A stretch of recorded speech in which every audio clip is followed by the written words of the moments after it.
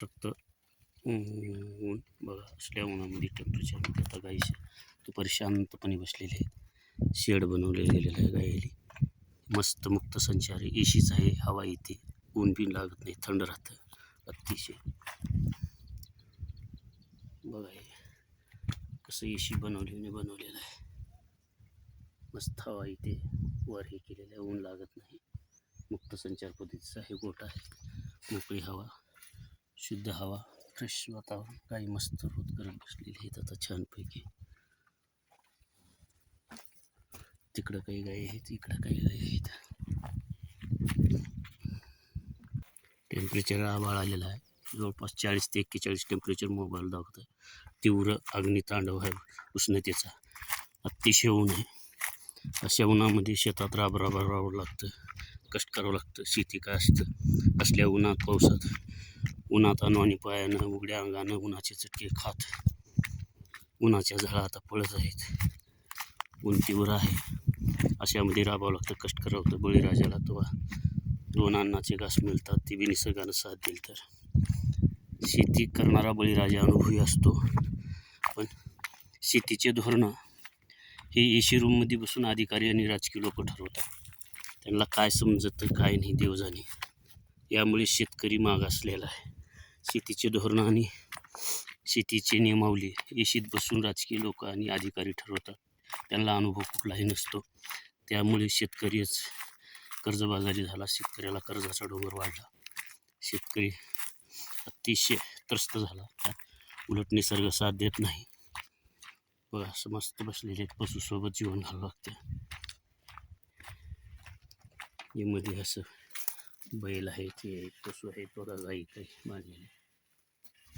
असं मुक्त असं हवा येणारा गोठा आहे. चौकून हवा येते, बघत आहे ती. असं असतं. ज्या दिवशी शेतकऱ्याची धोरणं शेतकरी ठरवत नाही, शेतकऱ्याची नीती, शेतकऱ्याच्या मालाचा भाव जोपर्यंत शेतकरी ठरवत नाही, तोपर्यंत शेतकऱ्याचे दिवस चांगले येणार नाहीत. शेतकऱ्याला, बळीराजाला कर्जातून मुक्ती होत नाही.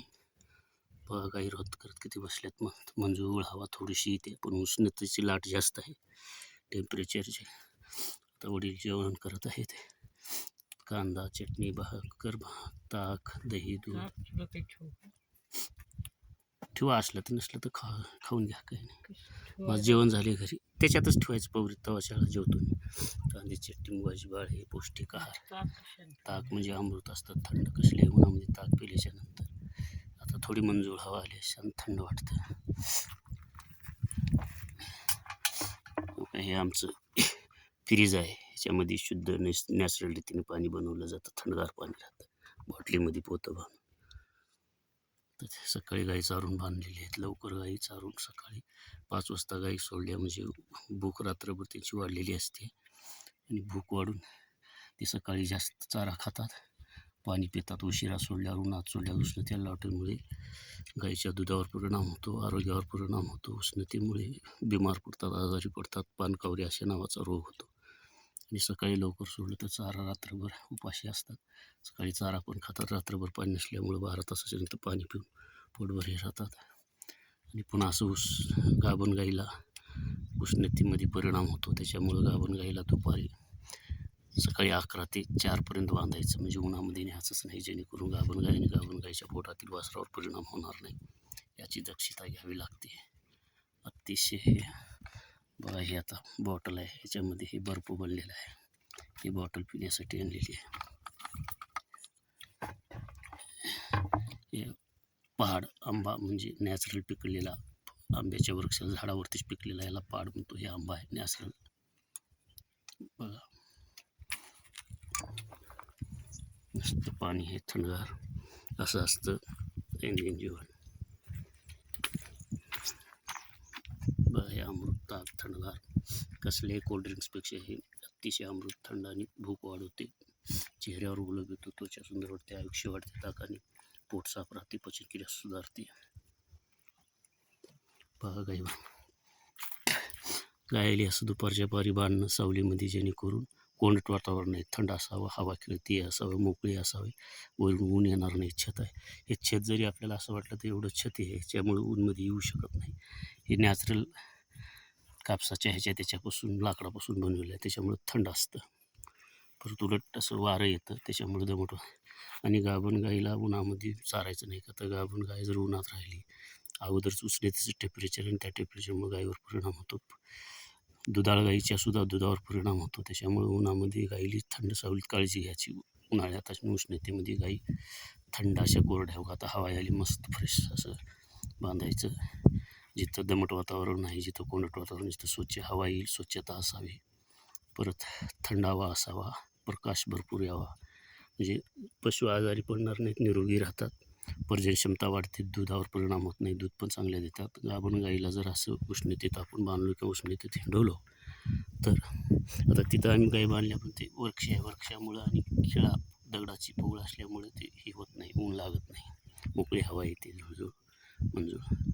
तर अशा पद्धतीने गायपालन करावे किंवा मुक्त संचार कोटा जिथे सूर्यप्रकाश, मोकळी हवा, खेळती हवा, थंडावा असावा, असं म्हणजे पशुवर परिणाम होणार नाही, पशुच्या आरोग्यावर दुधावर परिणाम होणार नाही. दुग्ध व्यवसाय असा केला तर नुकसान होत नाही, फायदा होतो. मस्तपणे वडिलाचं आता जेवण चालू आहे, जेवण करत आहे, थंड पाणी आहे तिकडे, हे मस्त हवा सुटलेली असल्या उष्णतेमध्ये सुद्धा हवा आल्यामुळं थंड असं मोकळं हे वाटतं. तर गाय पालन करीत असताना खेळती हवा, उन्हाळ्यात गायीची काळजी कशी घ्यायची, दुधाळा असो, गाभण असो किंवा भाकड असो, तर सकाळी 5 वाजता सोडायचं, 5 वाजल्यापासून 9-10 पर्यंत चारायचं. रात्रभर ते दिवसभर खाल्लेलं रात्रभर रवंद करून त्यांची भूक वाढलेली असते आणि ते लवकर सोडले की चारा पोटभर सकाळी थंडीच्या पारी खातात, तो चारा पचतो. परत उलट पाणी पितात 10-11 वाजता आणि उन्हाळ्याचा 11 पासून 4 पर्यंत बांधलं की ते थंड ठिकाणी राहतात, त्यांच्या आरोग्यावर परिणाम होत नाही, कुठला त्वचा विकार होत नाही, कुठलं पानकावर पायखुरी लाळखुरी होत नाही, तिवा येत नाही, कुठलं काही येत नाही. गाभण गाय असो काही असो, तर गाभण गायची, दुधाळ गायची, भाकड गायची अशी काळजी घ्यायची असते उन्हाळ्यामध्ये. आणि परत त्यांना शांतपणे चांगल्या ठिकाणी बांधायचं थंड असं, आणि पुन्हा आता सोडले की पुन्हा रवंद करून बसतात आणि पुन्हा मग 6 पर्यंत चरतात आणि 6ला पाणी पिऊन मस्त छानपैकी आणि पुन्हा रात्रभर अशा मोकळ्या हवेत बांधायचं. दमट कोंडट वातावरणामुळं पशु घाण होते, घाण होऊन दमट रोगट वातावरणामुळे पशुमध्ये विकार वाढतात, विषाणू जीवाणू वाढून आजारी पडतात. त्याच्यामुळे हे काळजी घ्यायची, हे काळजी घेऊन स्नेह हे करायचं. मुक्त संचार मी वारंवार माझ्या व्हिडिओमध्ये का सांगतो, तो मुक्त संचार हा कमी खर्चाचा आणि पशु बिमार पडत नाही, पशुवर औषध पाण्याचा खर्च नाही, चारा खाद्य द्यायची गरज नाही, औषध पाण्याचा खर्च वाचतो. आता हे जनावरं सकाळी सोडले तरी माळरांचं वाळलेलं गवत, चारा पाला, झाड झुडपे खातात आणि सायंकाळी संध्याकाळी थोडीशी वैरण टाकलं तरी बी चालतं. म्हणजे कमी खर्चात, शून्य खर्चामध्ये खूप फायदा देणारा हा व्यवसाय आहे. अशा रखरखत्या उन्हामध्ये भटकंती करावं लागते पशुसोबत, उन्हामध्ये अनवाणी पायाने उघड्या अंगाने चटके खात उन्हाची, वाऱ्याची, पावसाची हिंडावे लागते, तेव्हा दूध दही ताक मिळतं. शेती किंवा पशुपालन सोपं नाही, निश्चित बसून पशुचे आणि शेतीचे नियोजन ठरवल्यामुळे तर शेती घाट्यात आहे आणि शेतकरी घाट्यात आहे.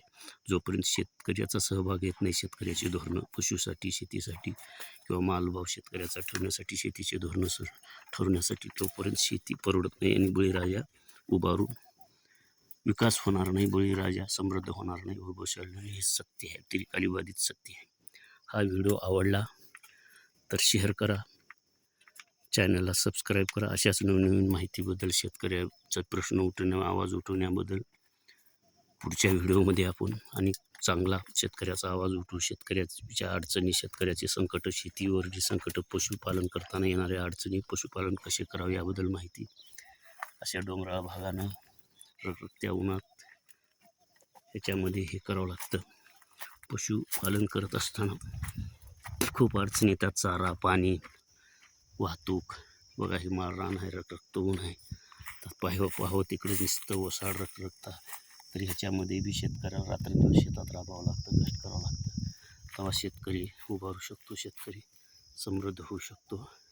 बघा टेम्परेचर खूप आहे, तरी अशा टेम्परेचरमध्ये आपल्याला राबावंच लागतं. आता रखरखतं ऊन, माळरान, नुसतं रखरखता चारा असल्या ह्याच्यामध्ये शेती करावं लागते. तर आज कष्ट केल्यानंतर कष्ट करीता वाळू रगडीता वाळूचे तेल, कष्ट केलं चिकाटी शेतीस टिकून राहिलं, शेतीत जास्त प्रमाणात जर आपण शेतीशी निगडीत राहिलो तर एक ना एक दिवस फायदा होणारच. संकट तर प्रत्येकातच आहेत, अडचणी प्रत्येकातच आहेत.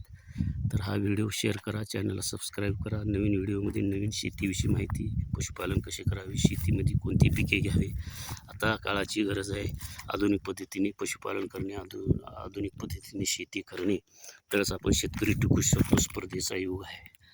शेती खूप महागडी झालेली आहे, खर्चिक झालेली आहे. त्याच्यामुळे शेती परवडत नाही. म्हणून शेती जोडधंदा म्हणून आपल्याला पशुपालन, गायपालन असेल, दुग्ध व्यवसाय असेल, म्हैसपालन, दुग्ध व्यवसाय असेल, शेळीपालन असेल, मेंढीपालन असेल, करावंच लागेल. त्याशिवाय पर्यायच नाही. हे खूप प्रकारचं ऊन आहे.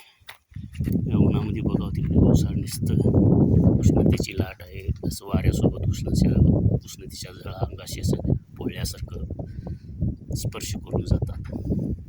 शेतकरी जीवन, बळीराजा जीवन कसे असते बघा. मी शेतकरी आहे, नागनाथ केंद्रे. मी शेतकरी पुत्र आहे आणि मी स्वतः शेती करतो.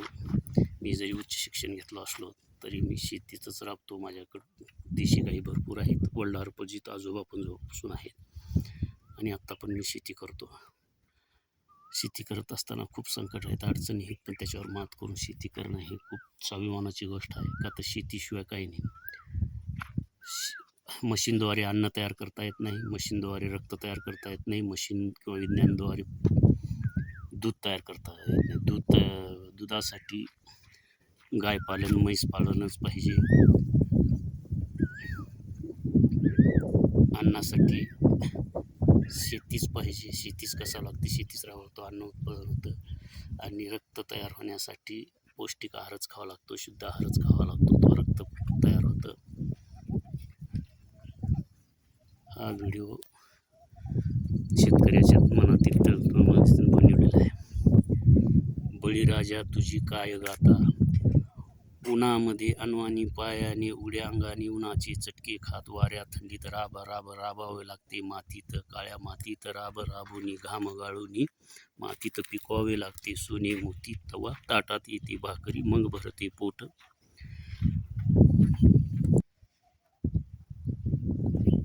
बळीराजाला कोणी नाही वाली, मनाशी स्वप्न हजार बांधूनी, आशानी निराश होता राबतो.